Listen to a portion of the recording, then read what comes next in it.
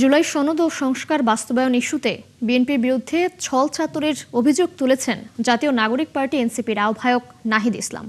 শনিবার রাজধানীর গুলশানে একটি হোটেলে এনসিপির পক্ষ থেকে কূটনৈতিক ও উন্নয়ন সহযোগীদের জুলাই সনদ ও সংস্কার বাস্তবায়ন নিয়ে এক ব্রিফিংয়ে নাহিদ এসব কথা বলেন।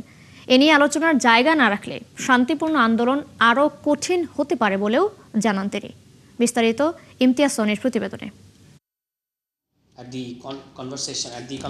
রাজধানীর একটি হোটেলে জাতীয় নাগরিক পার্টি এনসিপির সংস্কার বাস্তবায়ন কমিটির আয়োজনে অনুষ্ঠিত হয় সংস্কার অচলাবস্থা ও উত্তরণের পথ শীর্ষক সংলাপ।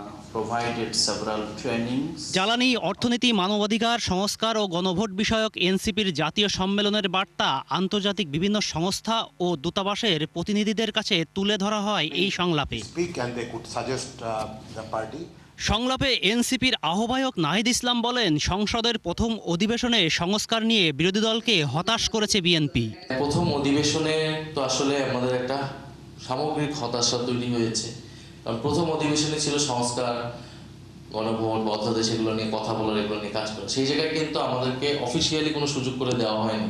নাহিদ ইসলাম অভিযোগ করেন, জুলাই সনদ বাস্তবায়ন নিয়ে বিএনপি ছলচাতুরি করছে। এ নিয়ে আলোচনার জায়গা না রাখলে শান্তিপূর্ণ আন্দোলন আরো কঠিন হতে পারে বলেও জানান তিনি। সরকার বা বিএনপি একটা ছলচাতুরি করছে। তারা জুলাই সনদকে জুলাই আদেশ বা গণভোটের সাথে একটা বাইনারিতে নিয়ে গেছে এবং তার উপরে স্থান দিচ্ছে।